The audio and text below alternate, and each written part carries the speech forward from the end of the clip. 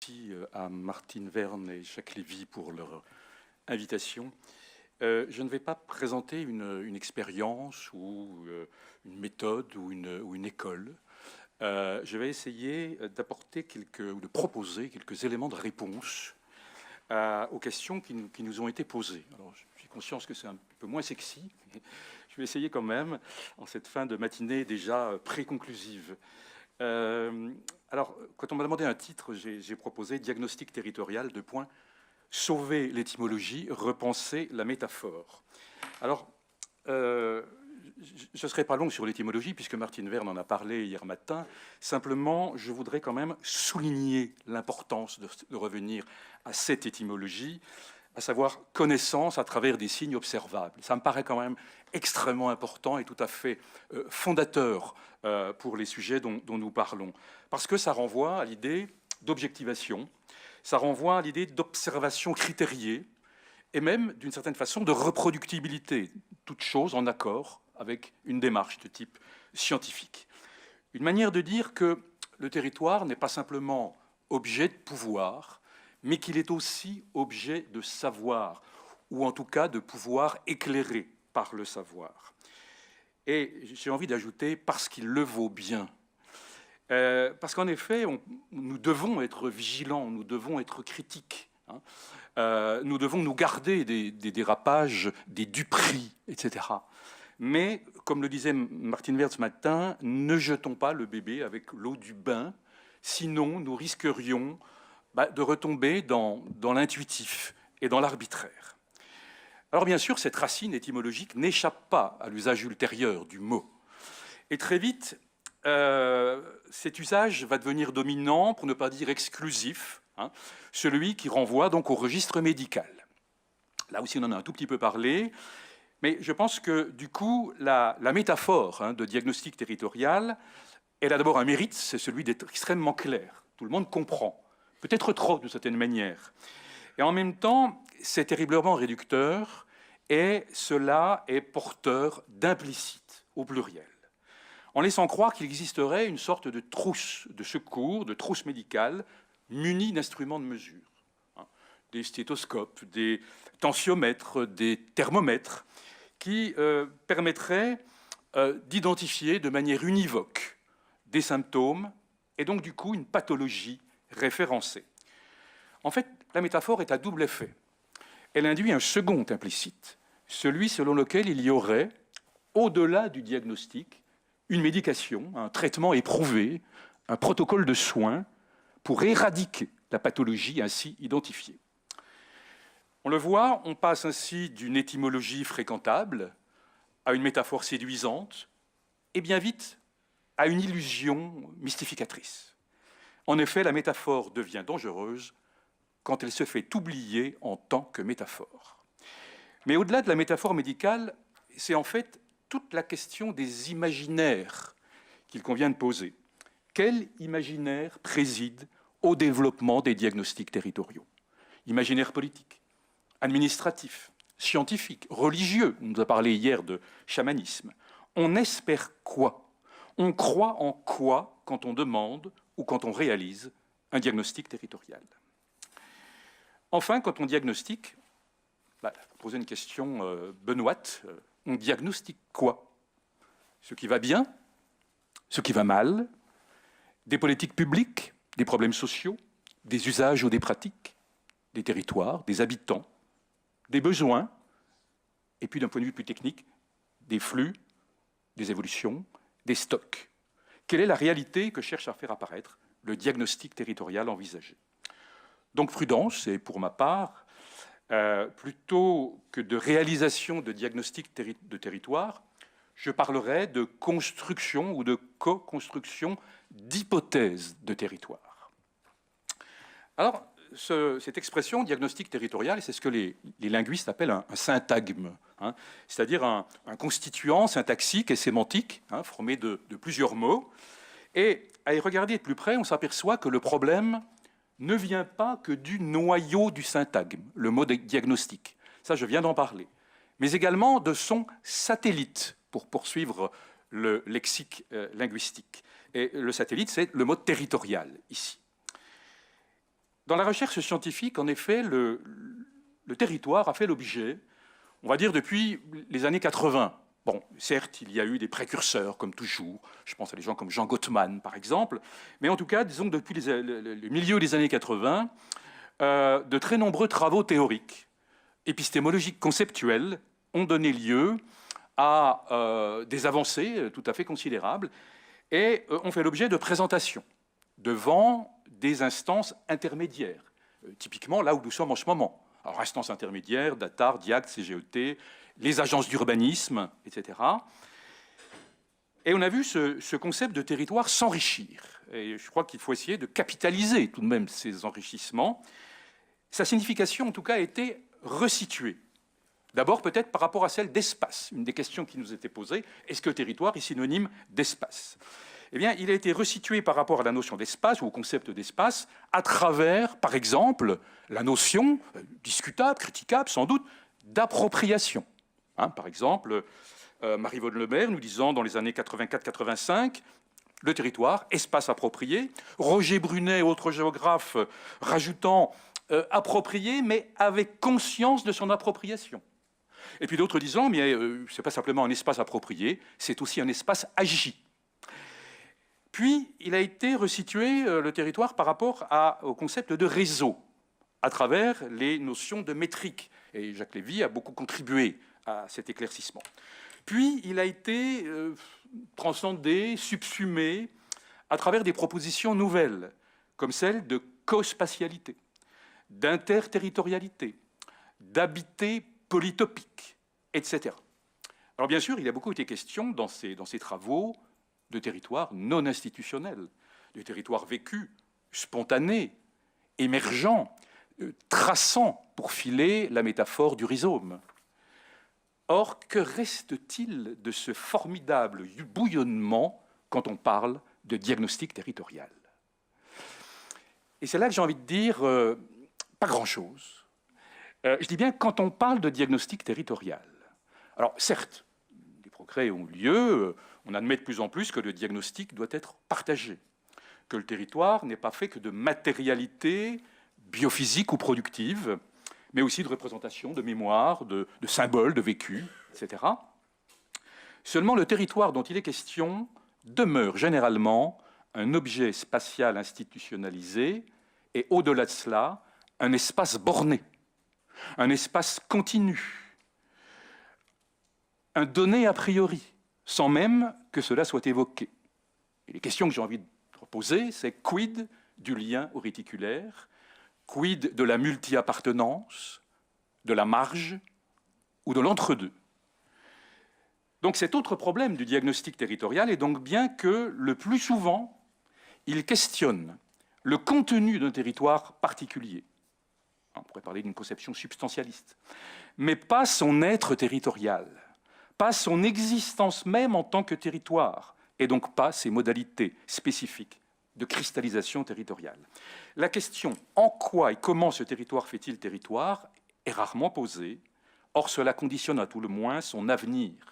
Une question était posée aussi par rapport au présent et au futur. C'est bien vers l'avenir qu'est censément tourné le diagnostic territorial, où on pourrait dire de manière peut-être plus soft qu'il est une interface entre le passé et le futur. Et au-delà de ce constat, c'est en fait un nouveau modèle, enfin, c'est de nouveau plutôt un modèle dominant qui affirme incidemment son pouvoir. Le modèle qu'on pourrait appeler le modèle proxémique, que d'aucuns ont appelé le modèle Heidegger-Mols. Vous savez, celui des coquilles du moi, qui considère l'espace des individus comme organisé de façon concentrique. Le corps, la pièce où l'on se trouve, l'appartement, le quartier, la ville, et ainsi de suite, avec, et c'est là que ça pose problème, avec un gradient décroissant de familiarité et de probabilité d'interaction. Or, ce modèle, aujourd'hui, a beaucoup perdu de sa pertinence. Pourquoi? Bien parce qu'on assiste à un véritable télescopage des échelles, des métriques et des temporalités. Alors, il faut dire que pendant longtemps, en France en tout cas, ça ne nous a pas trop choqués. Pourquoi? Parce que nous sommes dans un pays de vieille sédentarité, d'abord, de précoce découpage étatique, d'égalitarisme juridique affiché, de centralisme décisionnel et de relative synchronisation des temps sociaux jusqu'à ces toutes dernières années. Mais imaginons un instant le même type de diagnostic dans un autre contexte. Hypothèse d'école pour faire progresser la réflexion. Un contexte fait de diaspora, de présence de peuples premiers, de nomadisme, de caste, de sociétés civiles absentes ou fragmentées. Que signifierait, par exemple, réaliser un diagnostic territorial dans un contexte saharo-sahélien? Que signifie réaliser un diagnostic territorial du Nunavut? Pourtant, on est dans un pays évolué, le Canada. Que signifie réaliser un diagnostic territorial dans le sud du Brésil, en pays guarani, où se superposent un espace cadastré, continu, celui de l'État, et un espace discontinu, fluide, sans limite clairement définie, imprégné de paroles, d'interprétations de signaux, d'expériences, celui des Guaranis. Alors bien sûr, la France n'est pas le Sahara, ni le Nunavut, ni le pays Guarani. Mais ne dit-on pas que nous allons vers une société d'archipel, de connexion, de mobilité multi-échelle, de multi-résidentialité, de sociabilité élective, de tribus même, de proximité complexe et d'individus géographiquement pluriels. Alors, toutes choses qui ne remettent pas en cause les territoires, mais qui les soumettent à des relectures permanentes, à travers des grilles et des filtres qui, pour partie, viennent d'ailleurs et qui se recomposent en permanence. Alors, cela n'interdit pas de faire le diagnostic territorial d'un quartier, d'un canton, d'un petit pays au sens français de territoire de projet. Mais cela implique sans doute une façon différente de procéder, de considérer le territoire comme l'espace de projection d'événements, de références, de valeurs, d'espace-temps, de liens qui peuvent lui être extérieurs, mais qu'il va digérer à sa manière, livrant alors des signaux qui pourront nourrir le diagnostic.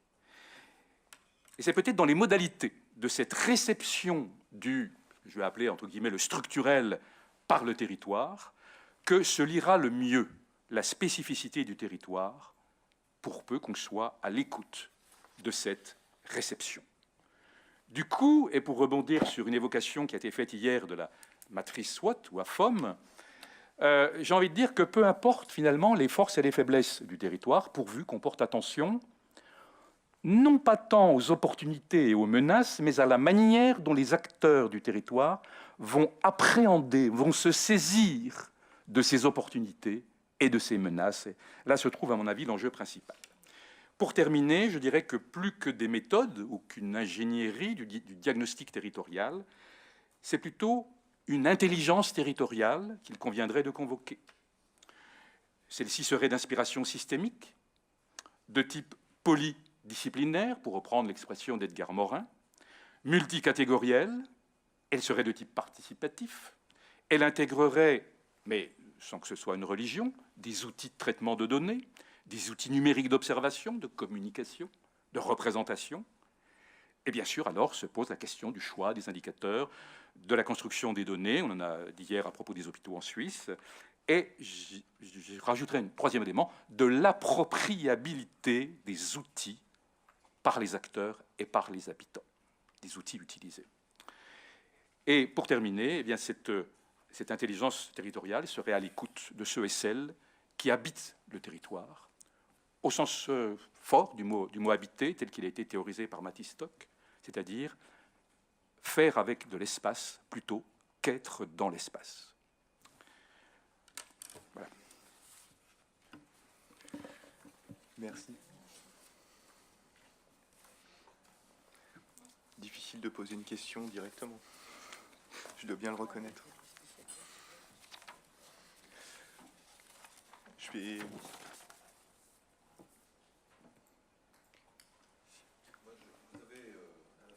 Intervention, comment dire, mis en avant la question de l'appropriabilité des acteurs. Ça, c'est effectivement quelque chose qui me semble... Ça n'a pas forcément été beaucoup évoqué ces 2 jours, et ça me semble extrêmement important.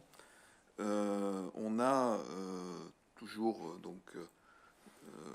côté Nord-Pas-de-Calais, avant 2015, on s'était vraiment posé la question, à un moment donné, dans la mise en œuvre ou le fait de proposer des politiques différenciées, pour reprendre les propos de Jacques, on s'était dit comment faire.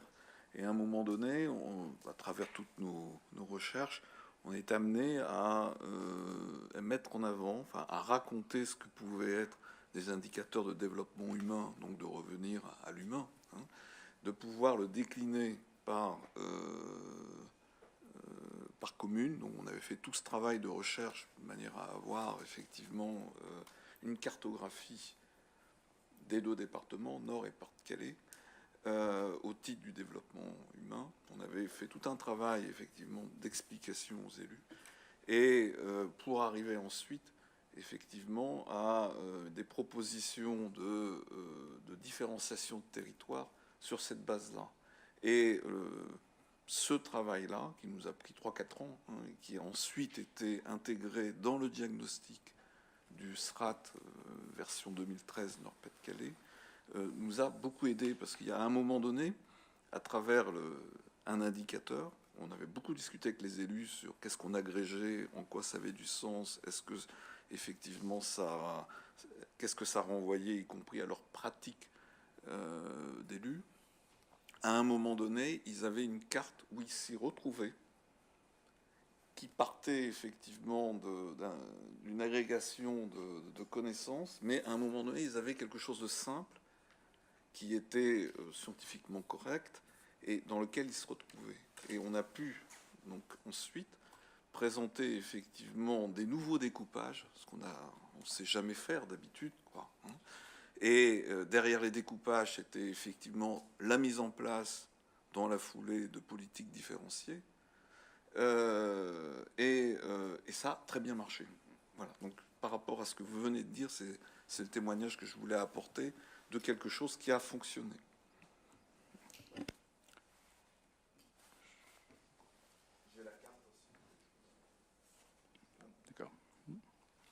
Oui, un tout petit élément de réponse. On peut aller assez loin, hein, dans ce domaine-là. On fonctionne, enfin, que je dis on, nous, etc., c'est essentiellement le réseau international d'intelligence territoriale dont je fais partie. On utilise une valise d'outils, hein, d'outils statistiques, etc., cartographiques, etc., qu'on appelle la valise Catalyse. Donc le mot valise, c'est un peu aussi pour dédramatiser tout ça, hein.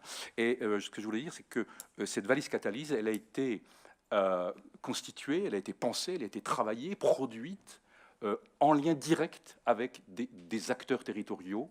Elle a été construite avec en particulier des associations qui suivaient des RMistes, hein, à l'époque, hein, et également des parents d'enfants handicapés.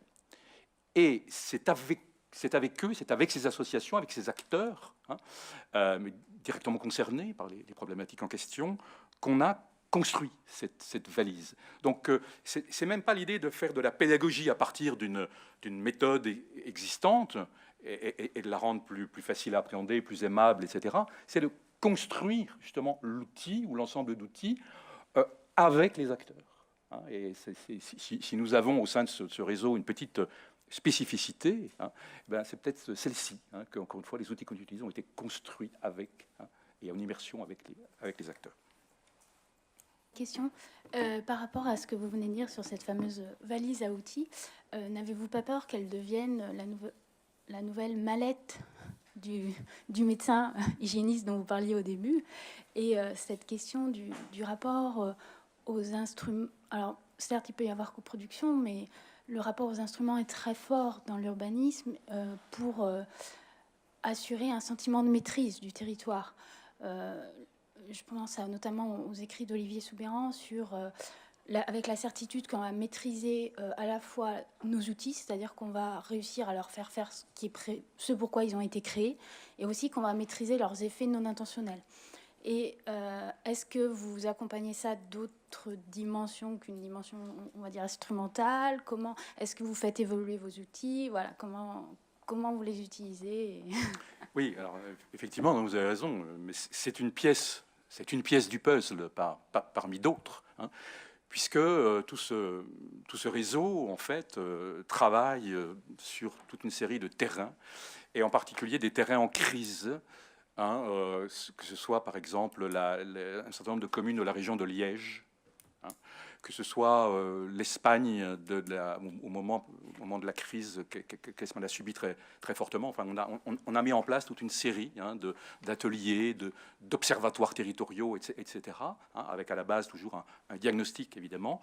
Et tout ceci passe, évidemment, par de l'expression des populations concernées. Tout ceci passe par toute une série d'expérimentations qui parfois rappellent ce qu'on a pu nous présenter ce matin. La mise en place de d'activités, de micro-projets, etc., etc. Et la valise, ma foi, on la porte quand on sent qu'on en a besoin. À un moment donné, on a besoin d'y voir clair. On a besoin d'y voir clair, et cette valise va nous permettre de répondre à certaines questions, mais en même temps, elle va en poser toute une série d'autres. C'est ça qui est intéressant, c'est l'ouverture que cela implique. L'ouverture par rapport à le territoire, on le découpe comment, etc., etc. La population de ce quartier, on considère que, voilà, on utilise le singulier, et en fait, et si elle était plus diverse qu'on l'imaginait, et là, la valise, par exemple, va nous permettre d'établir peut-être une typologie qui sera intéressante, et le simple fait d'essayer de construire une typologie, en soi, ça va ouvrir énormément de perspectives, ça va faire réfléchir autrement. Et en fait, cette valise, elle sert au moins autant à cela qu'aux résultats véritablement qu'elle apporte. Elle apporte effectivement un certain nombre de résultats, bien sûr relatifs, comme toujours, mais surtout, elle va conduire des personnes à s'interroger sur leur territoire, sur leur place dans ce territoire, sur un avenir possible. J'ai bien retenu tout à l'heure que c'était plus facile de faire du lien en parlant du futur que du présent. Et effectivement, c'est bien comme ça que ça fonctionne. Donc voilà, j'ai envie de dire que le risque, enfin le pire n'est pas toujours certain. Voilà, c'est ça que j'ai envie de dire. Le risque est circonscrit. Et à un moment donné, il faut faire le bilan. Vous savez, c'est comme quand on parle de principe de précaution. Alors, il y a des gens qui critiquent beaucoup le principe de précaution. Pourquoi? Parce qu'ils disent, finalement, dans le principe de précaution, ce qui prime, c'est le scénario du pire. Voilà, le scénario du pire. Et du coup, on ne fait pas les choses. Pourquoi? Parce qu'on met en avant le risque du faire. Faire F-A-I-R-E. Mais on ne met jamais ou rarement en regard le coût du ne pas faire. J'ai envie de dire, c'est un peu la même chose avec ces outils. Bien sûr, ils sont à manier avec beaucoup de prudence, mais pour autant, il ne faut pas se priver de leur utilisation. Et encore une fois, ils sont en mesure d'apporter un certain nombre de choses, pas simplement en termes de résultats, mais en termes aussi de re-questionnement, et dans le cadre de quelque chose qui est un échange itératif, et qui va conduire effectivement les populations à s'interroger. Et parfois, on est confronté à des situations étranges. J'évoquais l'Espagne et la Belgique de la crise. On a été amené à travailler à Taïwan, dans une ville, une région urbaine, où un projet d'installation d'un gigantesque parc scientifique était en cours, créant plusieurs milliers d'emplois. En Europe, on aurait applaudi à cela. Rendez compte, créer plusieurs milliers d'emplois comme ça, brutalement, dans une ville de taille moyenne. Sauf que ce projet a totalement déstabilisé le territoire, totalement, je dirais, dévasté le territoire. Parce que les avantages ont surtout profité à des gens qu'on a fait venir de l'extérieur, mais en revanche, les effets néfastes, les effets négatifs, ils ont bel et bien touché le territoire. Et on a été confronté à un territoire complètement en perte de sens, et essayant de se dire, mais qu'est-ce qu'on peut faire, comment on peut essayer de s'en sortir. Et pour le coup, il était question de résilience, mais pas une résilience par rapport à ce qu'on entend habituellement par catastrophe, qu'elle soit économique, que ce soit environnementale, etc., mais par rapport à ce phénomène que je viens d'évoquer.